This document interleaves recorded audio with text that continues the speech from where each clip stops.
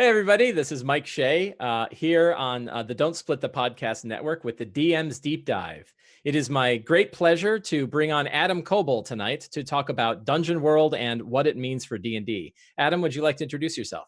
It's your great pleasure, huh? It is my great pleasure. We'll see how you're feeling at the end of the episode. Honestly, it's not my greatest pleasure, but it's up there among pleasures. Right, it's a 7 to 9. It's the 7 to 9 of pleasure. Sure. Yeah. I can introduce myself.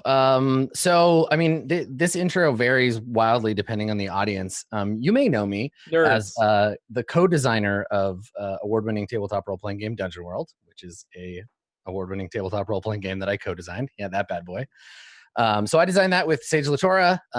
You may also know me from my work on Twitch. I'm a full-time Twitch broadcaster, and I'm a GM in residence for Roll20, and also the head GM for Roleplay. I run 4 RPG campaigns on Twitch every week, so I'm busy rolling imaginary dice.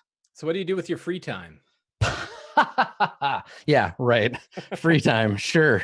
I'm supposed to be designing a game about wizards and marijuana, but I'm trying. That's my spare time. Now you got me hooked. I want to see. Oh, that. Dude, yeah, Womb of Night's gonna be nuts. But it's so weird, and I have to like portion out the weirdness, or I would lose my mind. Awesome. So I have been a big fan of Dungeon World for many years. I didn't quite get in on you kickstarted it, right? We did. It was a Kickstarter right in the early days when not everything in the world was kickstarted. Yeah, this was like pre Monty Cook turning Kickstarter into a tabletop RPG preview platform. Right. Right. Yeah, we're old school. When I think about Dungeon World, I'm reminded of a Brian Eno quote about Velvet Underground. Of all things, where he said that the first Velvet, I wrote the quote here, I don't have it memorized. The first Velvet Underground album sold only 10,000 copies, but everyone who bought it formed a band. And I feel that way about this book. Like, not everybody in the world knows what Dungeon World is, but everybody who's read Dungeon World became a game designer.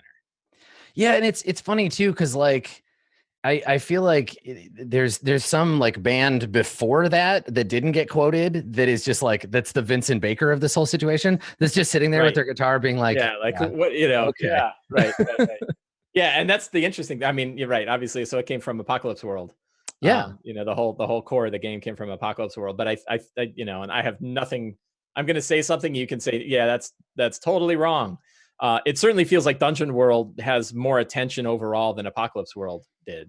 Well, like, I mean, I think that the reason for that is like Apocalypse World is a fantastic game. It is a stellar game.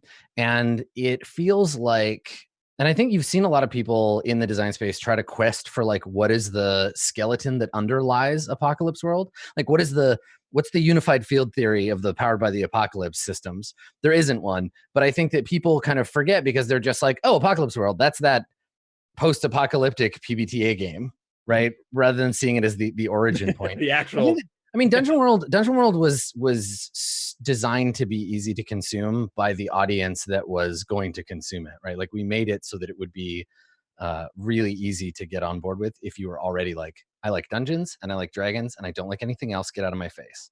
So that was kind of our foot in the door. Yeah, so for, and on this show, we try to pick a topic and dive deep into it. But if we step up just a little bit for the D&D nerds who may not have heard about Dungeon World, do you have like an elevator pitch? You should buy it, I guess. Yeah. Like, just give me your money in exchange. I agree with that. Yeah. So yeah, like our design goal when we made Dungeon World, and Dungeon World would be a very different game if we made it today than when we made it, because we made it in the nebula space between 4e and 5. Right. And we designed it to play at the table like what we remembered learning D&D and playing D&D as kids was like, where we were like, you knew that there were mechanisms, but you didn't really think about them all the time. And then occasionally someone would be like, wait a second, we got to roll dice. And so we designed a game that was going to do that. That would be like, okay, here are the times when you roll the dice, but mostly it's just about like describing cool shit. And that was kind of our goal. So it's been really sort of appealing to folks who I think have been like mechanically burned out on the way that Dungeons and Dragons, like the level to which it's got mechanisms in the moment, or people that, like you say, want to be able to easily build their own stuff, because you can make stuff for 5e, but we we built this chapter in Dungeon World, and we licensed it such that like should go and do it, and people are and did, which is really nice. Yeah, yeah, I think it fits that idea of like when we see at the time the evolution of D&D from 3 to 3.5 to 4, and that's that heavy focus on mechanics, heavy, the huge explosion of character options and everything like that. And then you go right to Dungeon World, and it feels like, the white box. Yeah. Well, it's funny because 5e's biting our stees like real hard, right? Like when 5e came out, they were like, well, we want this to appeal to everyone, including people who don't really want to engage with the mechanisms. And like, here's a bunch of stuff for making your 5e game feel more like Dungeon World. Right. Which is awesome and cool. That's what we want you to talk about. Yeah. But like when we designed it, it was very much like the if you wanted to play D&D, it was the tactical combat board game of 4e, which I've gone on record many times saying I like, but it wasn't the D&D I wanted to be playing. Or you would be playing Pathfinder or 3.5 or second edition or whatever. And none of those are really doing it for us. And so as with many game designers, you end up in this place where you're like, I want to play this game. This game does not exist. Yeah. I guess I have to write it. Yeah. Yeah. And it was one of a few different games at the time that felt like they all didn't go the exact same way, but they are all kind of like going, okay, we went a little overboard with 4e. Let's head in this other direction. So you have like 13th Age and Fate, and Numenera, these other games that kind of said, we're going to return to the heavy story focus, the bigger story focus of. Yeah. I think it's like, I think that one of the big sort of false dichotomies in tabletop role playing is that you get a mechanically focused game or a story focused game, right? Like I think that a lot of like Burning Wheel, for example, I think I got 10 minutes in before mentioning it. Burning Wheel is a game that is both. It's very mechanically complex, but it allows players to tell a very deep, nuanced story. And so I think that it's more about like the amount of time at the table that you spend on any given topic, right? Like if you sit down for 4 hours and 3 hours of that is referencing rules and moving minis around and stuff, that's one game experience versus a game where you sit down and 3 hours is just like bullshitting with your friends and an hour is rolling dice and doing math. That's sort of the other thing. But I don't know that it's like mechanisms versus narrative necessarily. It's just kind of like what comes first or what's prioritized in the system. Right. Yeah, and I want to talk a little about that with the your experience with Pathfinder 2. So, but first, I want to ask my first question. That was all just intro. So as as a co-creator of Dungeon World and somebody who's been kind of heavily involved in 5e, having played a lot of 5e on streams and everything like that, and knowing those people and talking to them, what are your keeping all of that in context? What are your top 3 tips for running great D&D games? So just like stock out of the box D&D, I think leaves a lot to, and you can see this not only in the game's design, but in the conversations that the people who made the game are having, right? There's a lot of emphasis from people like Mike Mearls or Jeremy Crawford on the DM does most of the work, and the DM's personal preferences and priorities in the game are what make the game. But the Dungeon Master's Guide doesn't really support making that like possible. There's still in D&D, there's still a degree of like dungeon mastering is magic and you can just figure it out and become good. And like your style will dictate the game. So if you feel like the game is not supporting you as a dungeon master in telling you like what to do moment to moment, don't worry, you're not alone, because that's the whole game. So I think first of all, like trying a bunch of different stuff, like trying a bunch of different kinds of campaign, trying a bunch of different approaches. Like don't think that the first time you sit down and run 5e that you're going to like nail it, either your own style or like the mechanics or any of that stuff. The other thing, turn over as much of the mechanics to your players as you can. Like in many of the groups that I have players who I know at any given moment, I can just be like, how does this thing work?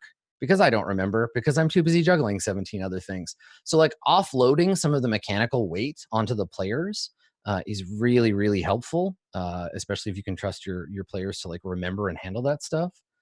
And then I think like play other games, like not like don't play D&D, play something else, but like try out a bunch of different games. Like if you play Fiasco and Microscope and Apocalypse World and Burning Wheel and Stars Without Number, if you try all of those games, like even just one shots of them, and you go back to D&D, your D&D game will dramatically be different. And this doesn't even have to be games that are like vastly different. Like we're not talking about like you have to go play Night Witches. You could just play different versions of D&D. Like sit down for an 8-hour session of basic D&D, right? Sit down with Moldve and it will give you a ton of insight into how 5e can work. Because again, 5e just leaves this big hole for you to fill. And instead of filling it with like, I guess this might work, you can fill it with, this is how another game does this. How can I adapt and adjust?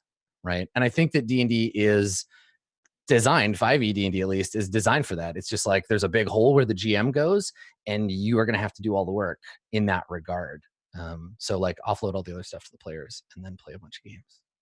Yeah, I think that that was something that grabbed me about Dungeon World, even kind of before 5e, is that you codify how to prep and run the game.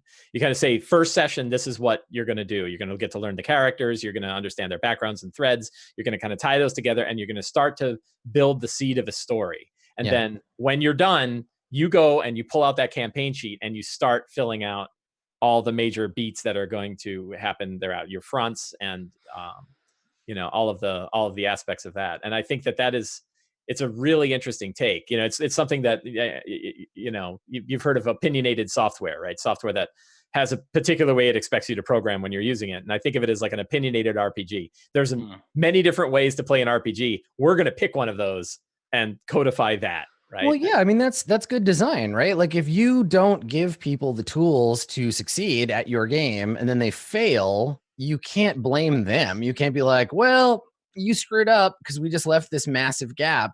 Like we wanted to provide a framework that said at any given moment, this is what you should be doing. But we're not going to tell you how to do that. We're going to say, do one of these things, like make a move. Here's a list of them, or do a thing and then figure out what move that is.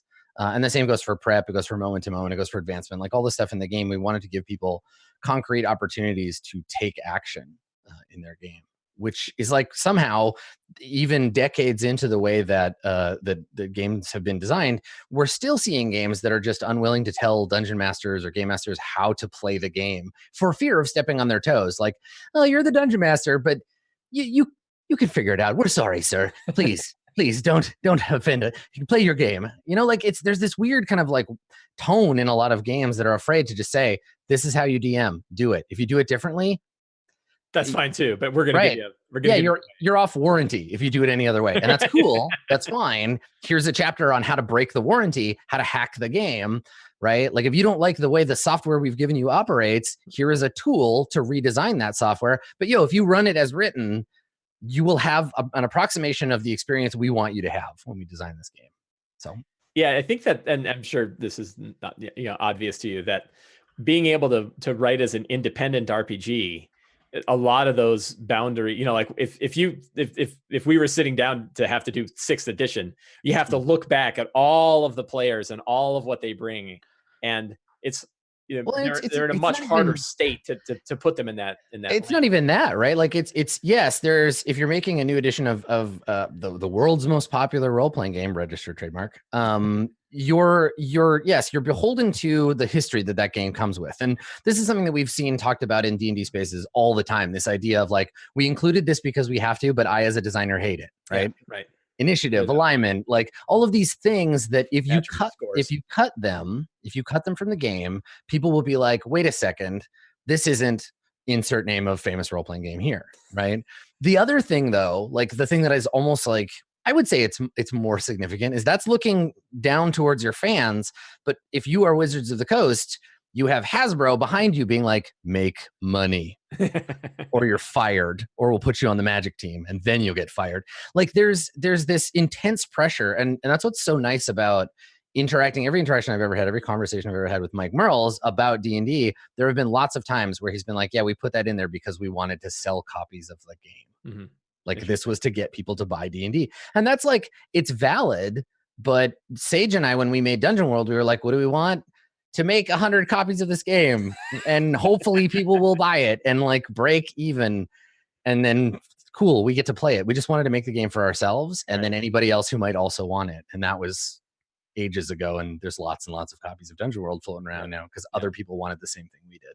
Yeah, there's a wonderful degree in freedom in that. So what were your thoughts? So you mentioned that Dungeon World came out during this sort of weird gap in the fourth edition Pathfinder sort of world. Fourth edition, well, I guess it was 2013, right? So Yeah, I mean, it was fourth Dungeon edition World. was still around at that As point. with so many role playing games, Dungeon World has been released several times, right? Like there was a little 100 print thing we did for Gen Con in 2011, then the PDF came out in 2012, and then the final, like, it's done, get it out of here, was early 2013. Right.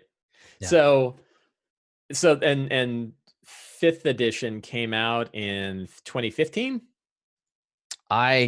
Time has lost all meaning. All right, something like that. It's been out forever. Dungeon but World had been out a couple of years roughly, but before fifth edition came out. Although I guess the playtest would have been out.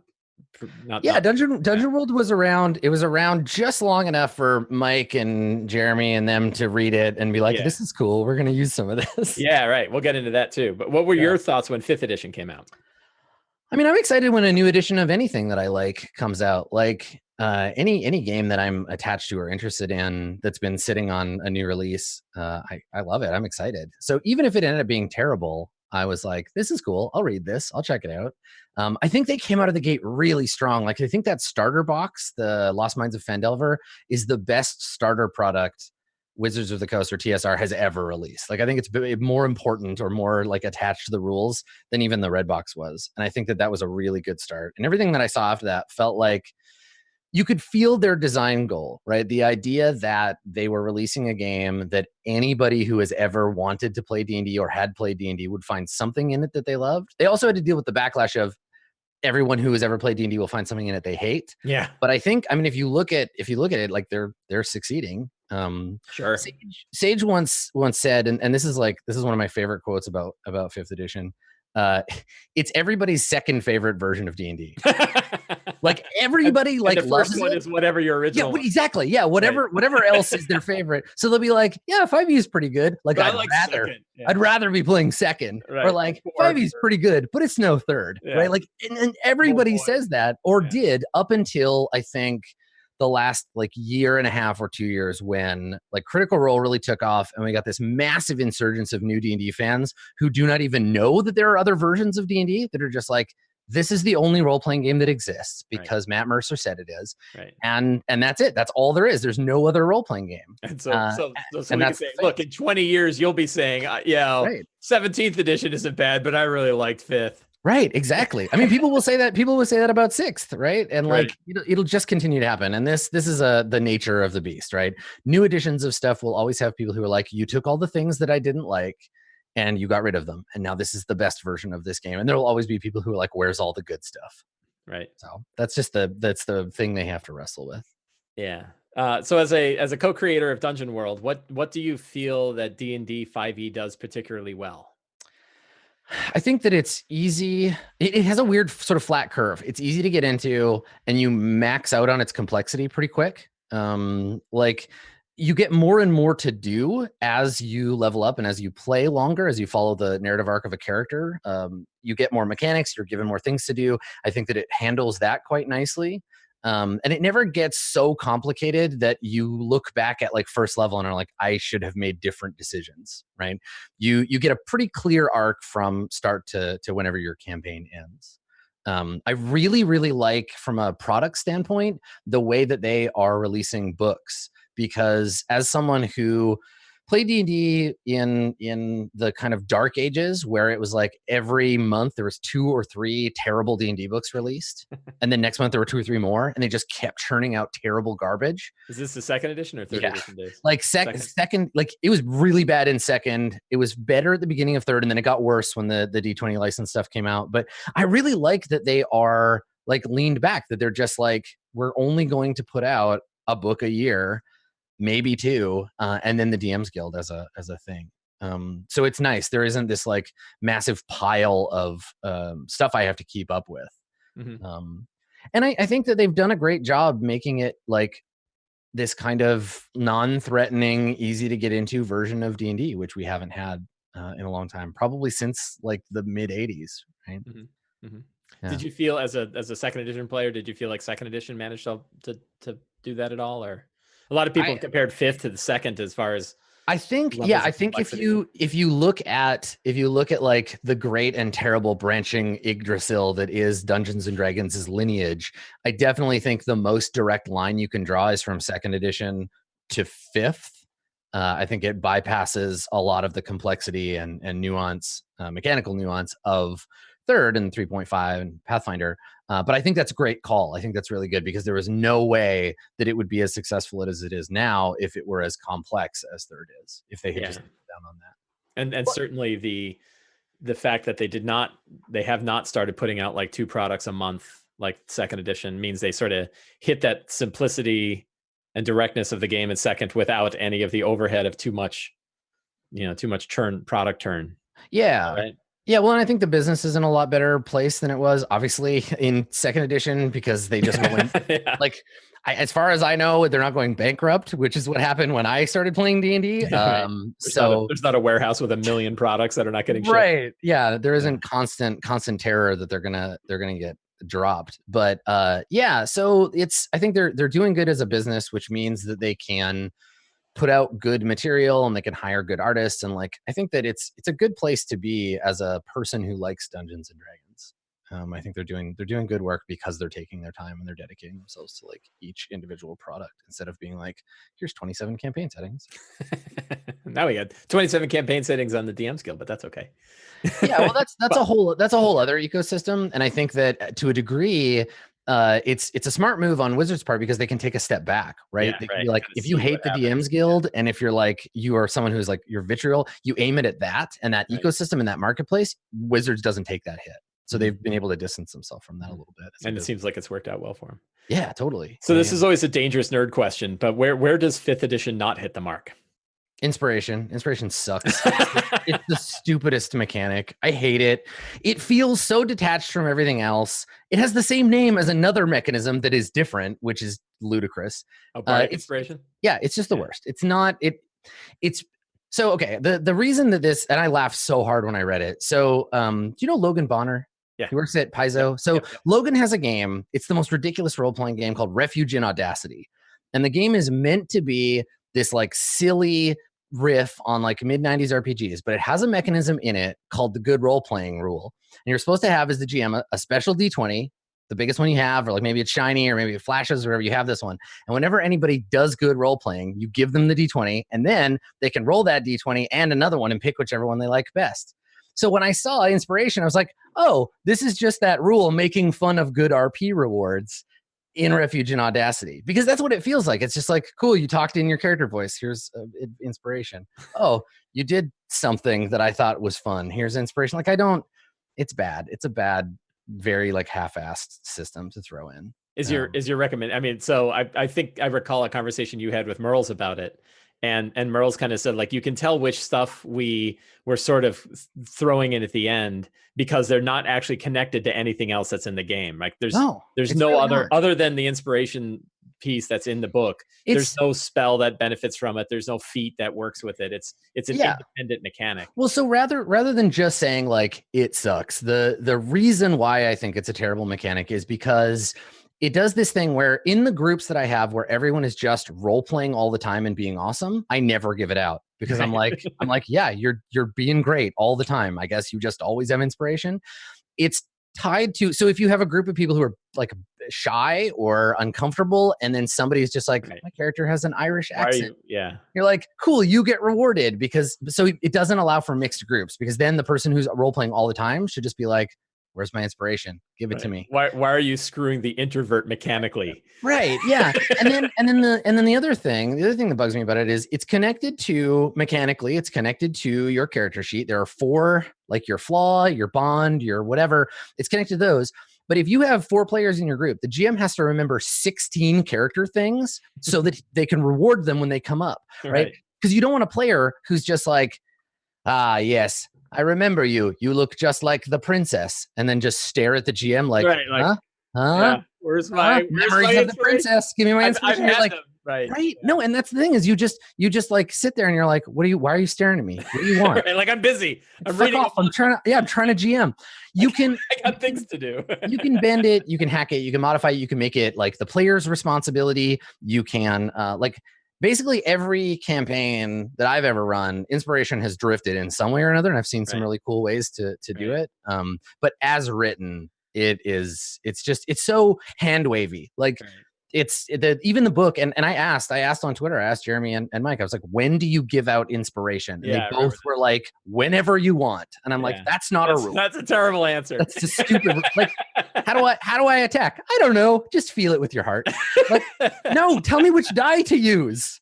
Right. So I don't know. I would almost eliminate it completely. Like I get it, and I think that I had a bad habit of using it as like the happy DM cookie, where like, you know, I player does something. My players are not. I'm sitting on my golden throne, and one of the players does something that amuses me. I will give them the happy. Well, they're not. I mean, your players they're not kindergarten students, right? It's not like good boy, you RP'd. Here you go. Like the one thing I've used it for, and I think I got a little bit of this. I think I got this from Rob Hainso in 13th Age, is like when characters put themselves in danger they might not otherwise put themselves in. It's a nice thing to hand to somebody where they know the mechanical benefit they're going to get from it, and it gives them that shove of like, go ahead and step in the goddamn room. I mean, there are a dozen systems that do this exact thing better, right? Mm-hmm. Like there are games that reward players for playing their characters. There are games that reward good, cool narration, right? And these are all over the place in terms of how they do it, but they're just a lot better. Like if you want your players to be rewarded for a behavior, be clear about what that behavior is, and then let them do the thing. So it's just, for me, I find it really cumbersome as a GM. And I almost always use it, or do you just throw it out?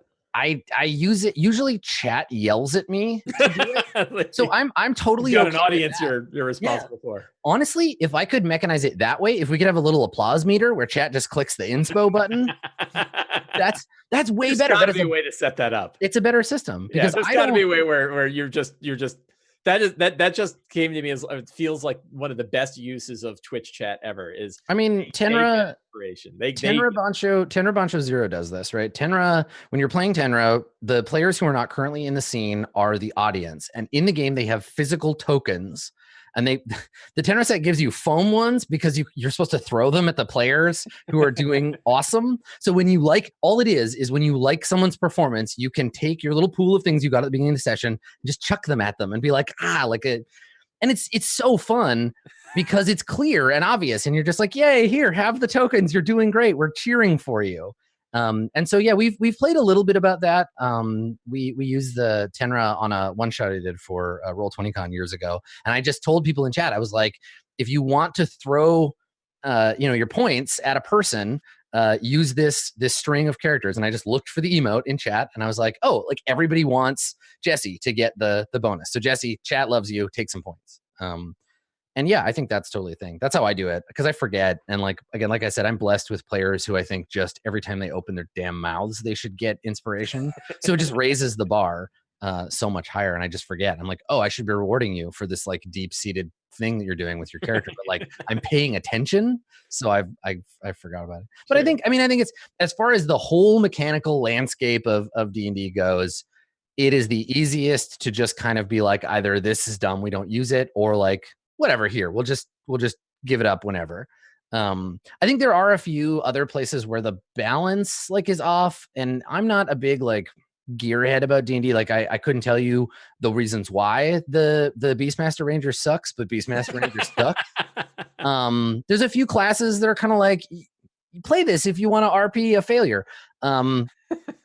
I don't like challenge rating. I think challenge rating and the supposed number of encounters per day, they're wrong. They're wrong and broken. I've never had those work out correctly. Like sometimes you build a medium encounter and everybody dies, and sometimes you build the deadliest encounter you can come up with, and the players just roll it. Cast a spell and it's done.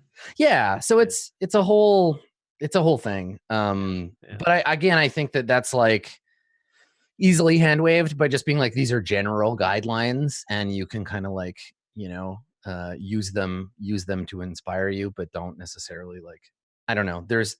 If they wanted you to adhere directly to the, what is it, like 8 encounters in a day or something. Yeah, and it's a confusing thing because people get stuck on the idea that that's like the defined amount of encounters that should happen. When the reality is, it's just saying no. We don't expect your days are going to work out like this, but this is generally how the math is supposed to work out, right? It's not meant to be a perfect model, but people kind of, like you said, when it gets to a game that's teaching people how to DM, they look at that and they're like somebody drowning, reaching for anything that will float. And they look at that and say, there's something like, now I've got a model to run my game around. 8 encounters. Yeah. Well, and it's tough. You're trying to build. You're not tuning a video game, right? Like you can't, as a game designer, you can't specifically orient every single encounter because you don't know the skill of the players. You don't know. It doesn't take into account the makeup. Like if we're playing a group of all Beastmaster Rangers, and you throw like an easy encounter at us, we'll probably all die. Like it doesn't take that into account. And like, I know I'm using it as an example, but like a group that has its bases covered. And if you go back to 4E, like 4E never had any of these problems because it was a very controlled, environment. Well, in the sense that like, once I hit Paragon tier, the rails were off. Right. But for most people, I think you could use these guidelines. And the game specifically said, like, play these 4 types of characters, pick from these groups, build your party like this. Yeah. And then you can assume from that and that perfect linear growth of bonuses and everything else. Yeah, but there's definitely ways to sort of break that math. Yeah. And so I think that it's not even that it's bad; it's just that it's like a little knowledge is too it's dangerous, right? Yeah. Looking at, like you said, like if a GM looks at it and they're like, I'm going to do this exact thing that the Dungeon Master's Guide says, they'll be surprised when they're like, cool. Party of 2nd level adventurers. Here's like a young white dragon. Okay, he's dead on the 2nd round because you just alpha strike and then he never got to take an action. So yeah, I think the more or the opposite. He breathes. You're all dead. Yeah. And I kind of like that it's super swingy at the beginning of the game, but yeah. So it's like fiddly stuff. I kind of wish it was that swingy at the end of the game. I mean, I feel like the design needs to be like more and more reliable the more time and energy you've put into your character. So if it's going to take you 4 hours to make a new character, you should have slightly more time to like get yourself out of a bad situation.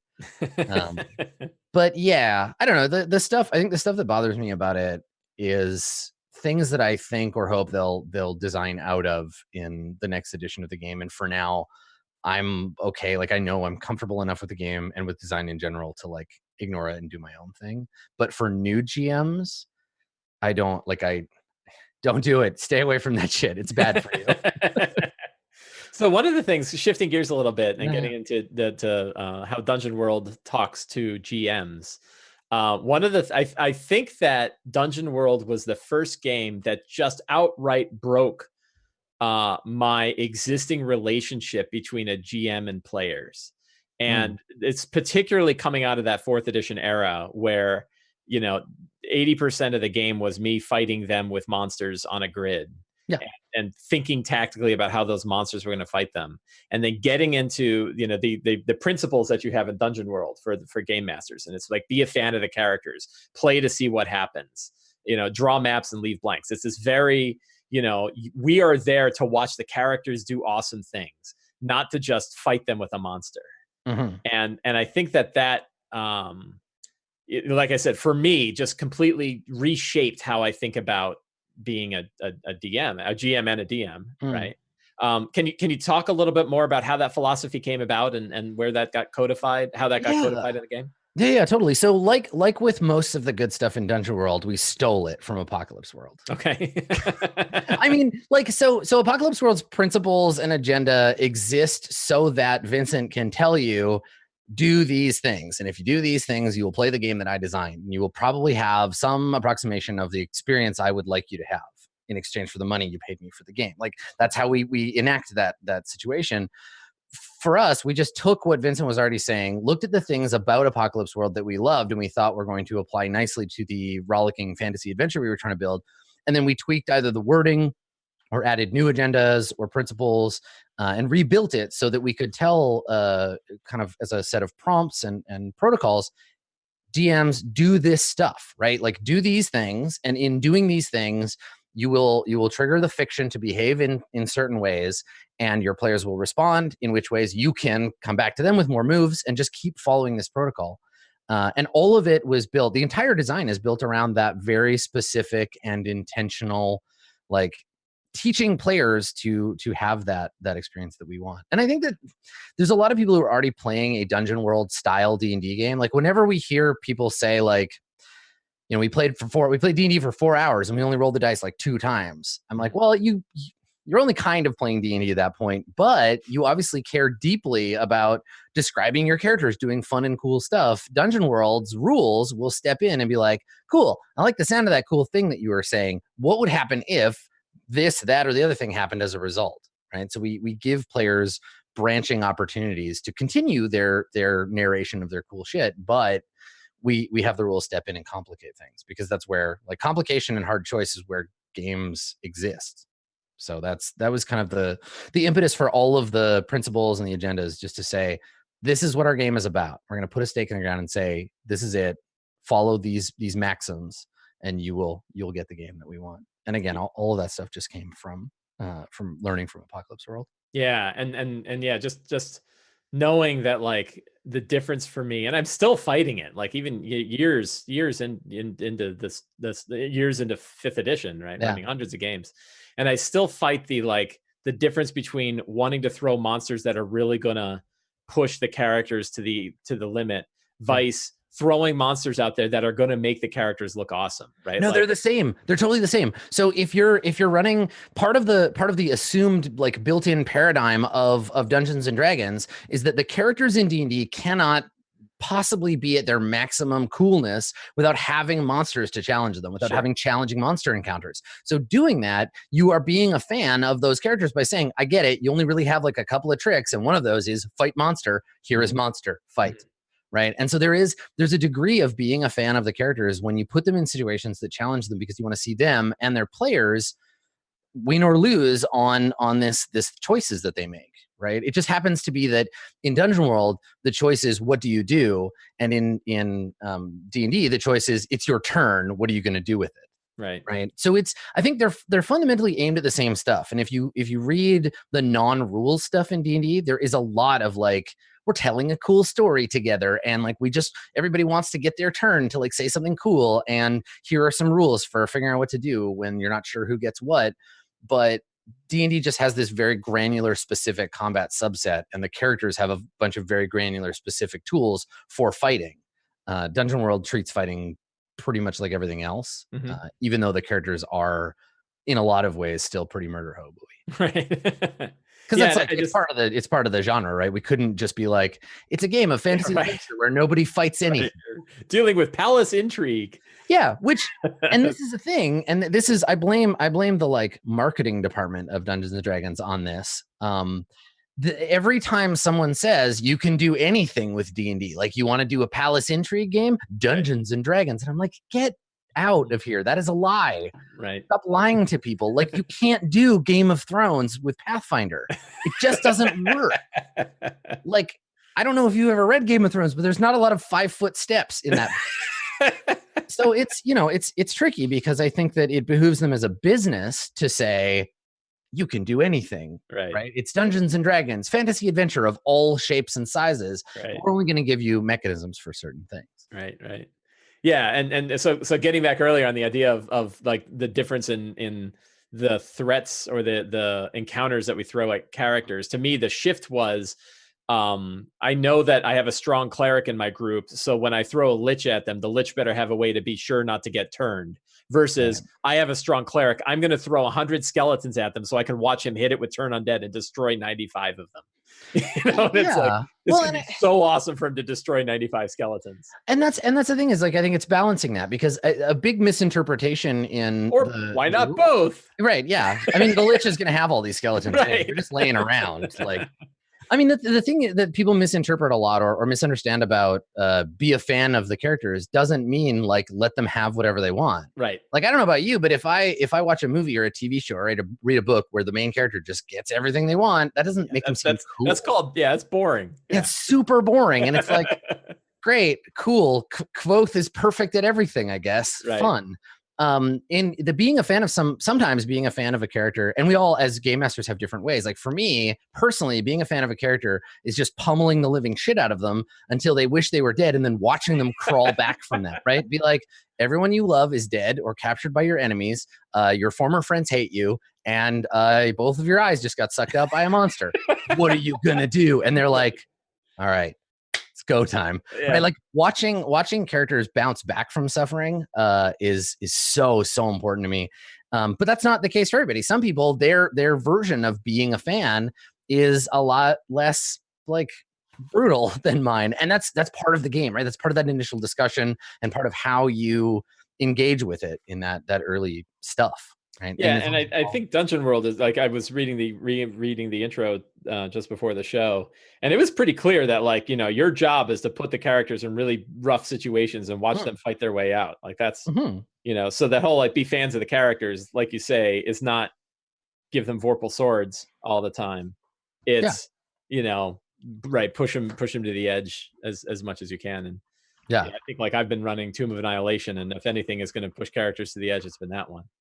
So I mean, it's a whole thing, because like D&D struggles with this, and honestly, like D&D is struggling especially with this as things like Twitch and live streamed campaigns and all of those things start to take the fore, because it's fun to play a game when your life is on the line. But if you are also playing a game that is a show, people have a hard time when it's like, well, you just randomly got killed by like some goblins and this character is just gone. Like, that's how it goes.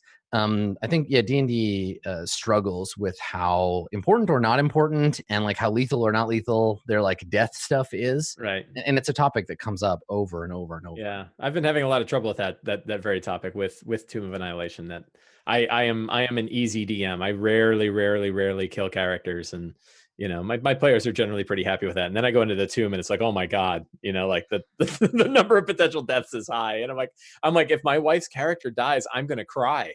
Like, I love that character, and I will be heartbroken. The game gives you no real outs. Like there's a couple of like, you can cast spells to bring yourself back to life and stuff. And that's cool, but that can be difficult. And you're in a position where as a GM, there's a bunch of stuff that's like, well, you could use this system for like grievous injuries instead, but they're not really great either. And I think that this idea of being narratively attached to your character and having to pay narrative consequences for those characters, like for us, it's last breath, right? Where it's like, yes, you can die, but probably, according to the math, probably you'll have to make a deal with death, or you can choose to quit, right? So your character will come back, but your character comes back different and changed. Now you have a new interesting thing to pursue, right? Death might be like, cool, I'll return you to life, but you owe me 10 souls by you know, Saint Swithin's Day. But D&D doesn't really have a lot of that, because death isn't a narrative consequence in D&D. It's a mechanical consequence, right? Dying in Dungeons & Dragons isn't like, I chose to sacrifice myself for the greater good. It's like, I got stomped on by a war elephant and I failed my death saves. It's a mechanical consequence. So it often doesn't feel attached to the narrative stuff in your game. So you lose all the fun backstory stuff because you rolled bad, or because you had a bad luck in your mechanical interaction. So I think those two things are very separated. Mm-hmm. Yeah. So one of the, you know, there's so much to love in Dungeon World. It's hard to focus on particular things, but one of them is fronts. Again, another concept that I know was in Apocalypse World with the Doomsday Clock and things like that. In 2012, I think this is before, I think right during the playtest, the D&D playtest, Mike Merle said that Dungeon World's concept of fronts improved his D&D games immeasurably.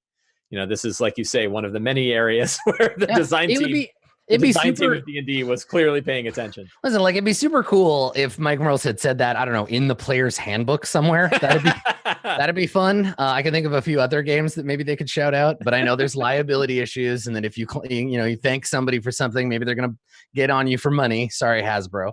But also, like, Dungeon World is Creative Commons license, so you could have just taken it. We would have just given it to you. But also, like, you know what? It's fine. And the fact that it's Creative Commons means that anytime anybody is looking for a tool to help make role playing or GMing in Dungeons and Dragons easier, that fronts are available as an ostensible piece of Dungeon World that they can just jam in there. I all of my GM prep for Dungeons and Dragons uses fronts now, because I want the worlds to feel organic and sort of forward momentum, right? I want them to feel like they are they're moving, whether the players are acting on this stuff or not. And so for me, they're an invaluable tool that I've just like plugged into every game. They're the one part of Dungeon World that I think like really needs a rewrite, because I think a lot of people are confused about how they work. And then when I show them, when I like do a video, they're like, oh, the text doesn't say that at all. Like, that's fair. It's the one part that I would definitely like rewrite. But for now, hopefully there's enough material showing how I use it for like Court of Swords that people will be able to look at. But it does definitely change one of your fronts. Yeah, so like in Court of Swords, which is we're almost at 100 episodes. It's a 5e D&D show we do for roleplay. Every time there is a like a major start of an arc or something like that, I'll write a quick front, and a front is just a list of things that will happen. It's a list of things that will happen, and when they happen, something very bad has occurred. So you'll start with like the first least bad thing. This is the beginning of the threat, and then slowly escalate that. So it could be like tribes in the north begin spotting orcs, the signs of orcs. They find orcish arrows in a tree or whatever. So, and then you could say the orc war chief rises and begins uniting the clans. Then the clans are all united, and then they attack some of the outlying villages. And then in the end, the last front item could be orcs swarm over the northern mountains and begin rampaging across the world. And the doom, the thing at the very end, is cool. Orcs are killing everybody. Like, you have a massive orc problem that cannot be fixed now. Right. But they can be little things too. Like we had a player who their character joined the party. The party ended up doing a bunch of very bad things. And the character was like, I can't be friends with them anymore. And in fact, I would like to stop them from doing these things. So I'm going to leave. And there was a kerfuffle and they left. And I created a new front that was, this character was a druid. And I was like, oh, cool. The forest has been alerted to the bad stuff that's going on. I'm going to create a front. And now the players have to deal with not only their own evil machinations, but they have to deal with the fact that I've started this new, as you mentioned, like countdown clocks, this new clock for the power of the woods. It's going to like oppose them. And it's a really nice way to make your game feel like a bunch of spinning plates, where if the players ignore something, that plate will fall. And then when it breaks, like an ancient dragon will wake up and kill everybody. So you got to like try to focus on one thing, acknowledging that there are consequences to your focus, or as players kind of like run around trying to make sure that the world isn't going to fall apart when you ignore these fronts as they advance. It's not for every game. I like it because that's my style, right? I like being like, oh, cool, congratulations on your success, but while you were succeeding, 2 other things went very bad. Right? That's something that I really like. Yeah, but if you wanted a game that felt a little bit more like lighthearted and not necessarily as like anxiety inducing, where you're like, well, cool, we got to pick one of these 8 horrible things that are going to befall the world. You probably wouldn't necessarily want to use fronts, because they're like, with much of what came from Apocalypse World, they're about creating momentum. They're about creating like everything is always moving forward all the time. And no matter what you do, things are happening. Which I like, but maybe you want a game that doesn't feel like you're having a panic attack. So right, yeah, I had I think one of the times when I ran fronts was there's a D&D Next adventure called Legacy of the Crystal Shard set in Icewind Dale, the Icewind Dale region, and there's 3 major activities. There's like Akar Kessel, the evil wizard. There's the Ice Witch of whatever the Ice Witch god's name is, and Auril, I think. Auril, yeah. And there's the Arcane Brotherhood and their craziness. And I remember like I had all the fronts were like moving forward, and you had to pick like which one are you going to slow down. But while you're slowing that one down, the other 2 are escalating, And I remember I had a player who was like, I know that I had always talked about how much I wanted to play a game that was this dynamic, and I fucking hate it. right? Well, 'cause Like they it were. does put you in that position where, and they're called fronts for a reason, because you can't win a war on multiple fronts, right? Right. Like they're called that because that's how you fight. And it's like you pick a front and you settle in and you fight it, or you're forced to run around and like you're either exhausted at the end of it or you realize like you've lost things. But again, I think that all kind of ties into the idea that role-playing games that are dynamic, that have this idea of like consequence and failure, tend to be more, I don't want to say real, because realism is a stupid thing to imagine in your games, but they feel like they have verisimilitude. Your actions are meaningful because your inaction is also meaningful. Yeah, right. I think that's a big piece of it. That idea that it's not a plot, right? You're not generating a story plot with this where Yeah. you expect the characters are going to move through step A, B, and C. You are creating these things that are growing on their own, regardless of what the characters are doing. Yeah, well, and that bit is what's so important about them, and how fronts. If you're like familiar with Vincent's older games, fronts are an advancement or a reimagining of the towns from Dogs in the Vineyard,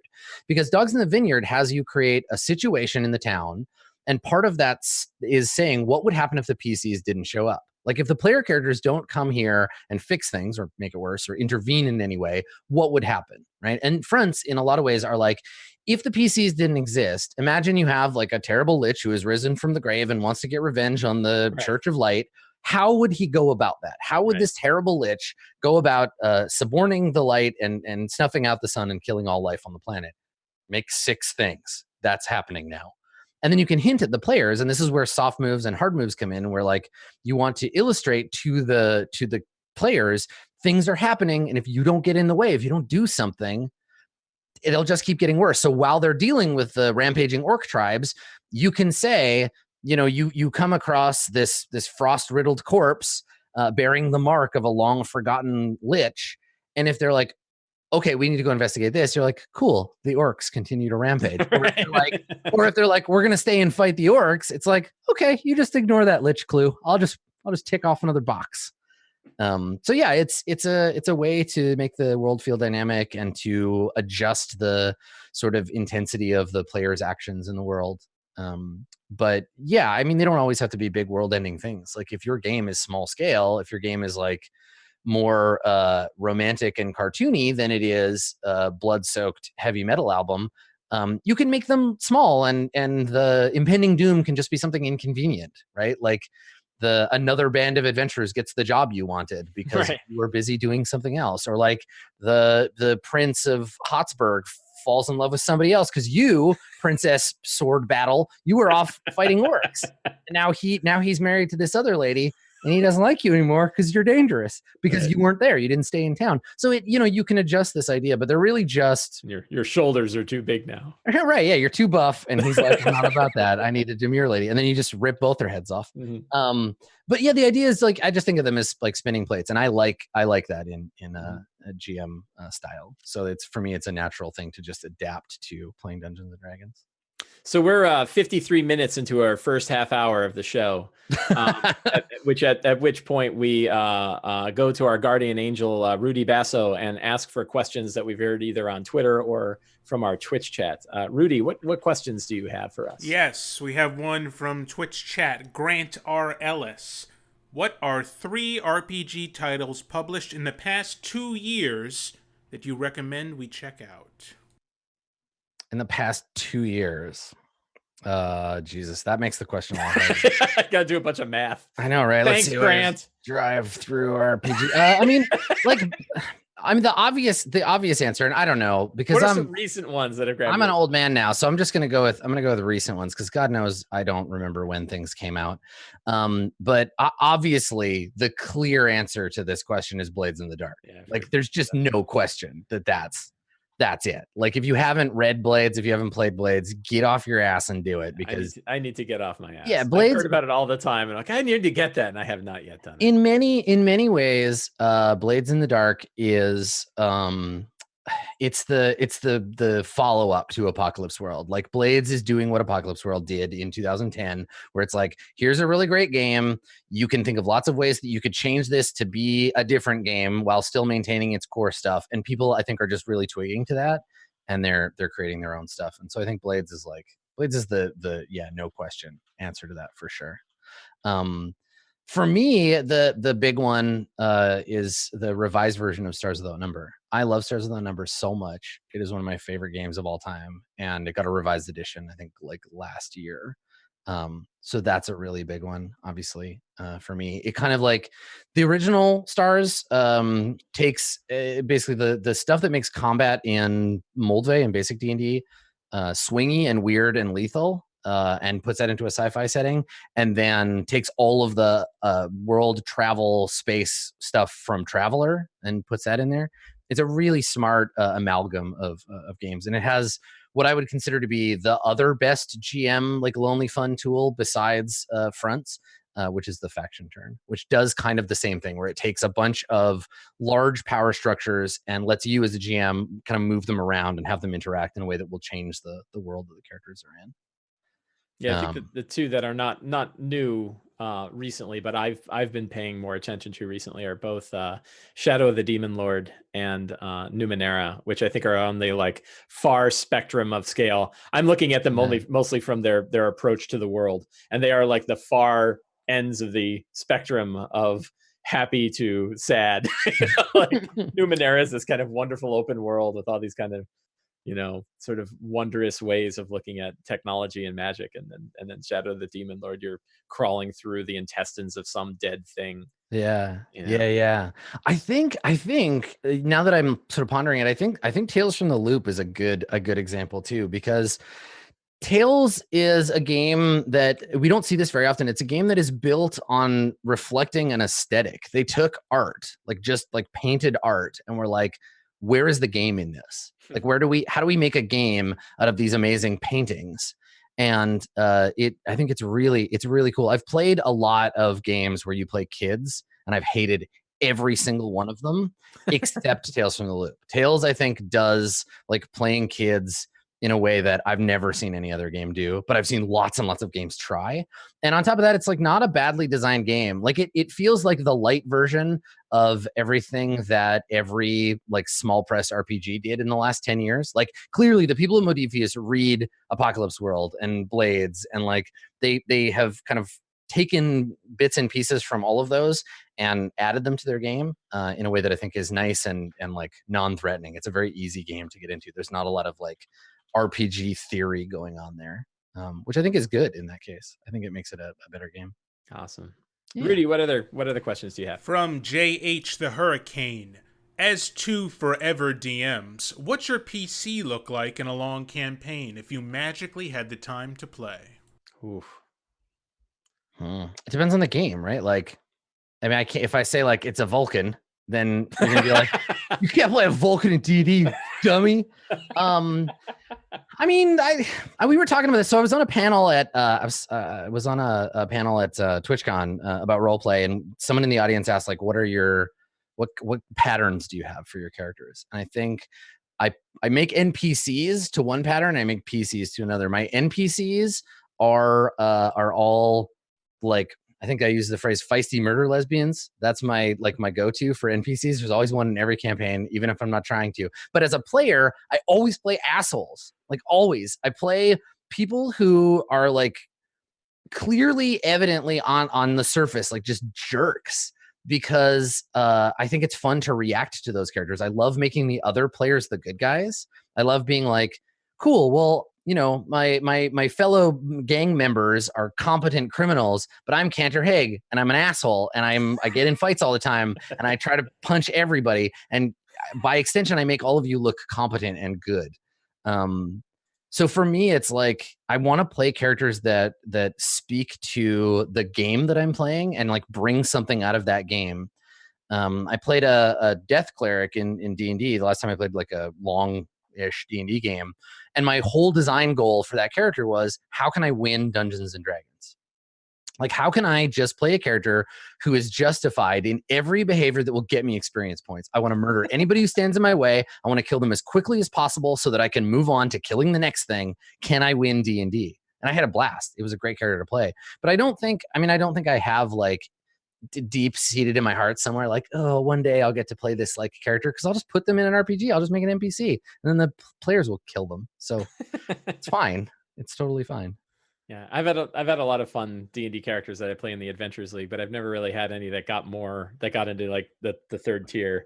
I can't even imagine what it's like to play a real high level character. So I don't know. I I'll think stick to my yeah, I think Dr. Grigori only made it to like level 6 maybe. yeah. I've got a fighter. I have a cleric that I like a lot. Yeah. Rudy, we probably have time for one more question, so make it a real good one. Sure. From Jayens Now in Twitch chat, bourbon, scotch, or rye for GM lubricant. Are they acceptable when incorporated into homemade ice cream? If you put ice cream in your scotch, you are a heathen and you need to get out. I mean, it depends on the game you're playing. I'm not a big rye fan because I grew up in Canada, and so like, you know, there's just bad rye everywhere. I like Japanese whiskey a lot, though my favorite is very like long discontinued. But if I'm feeling saucy, it's bourbon. They're all good though. But you drink them straight, maybe with an ice cube. Don't put that shit on ice cream. Get out of here. Get out of here. I will go with the most boring answer ever and say, how about just some water? Water isn't bourbon. Just a little bit of water. That's all. There's water in scotch. I realize that my entire life now I drink only 3 liquids: water, coffee, and milk. There you go. I don't know what that means, but you got your trifecta going. All of my other vices are strictly through food. So, yes. Adam, it has been a absolute pleasure to have you on the show tonight. I thank you for the time that you spent with us. Fantastic questions. Thank you for making Dungeon World. I think I know for me it has changed how I look at RPGs overall.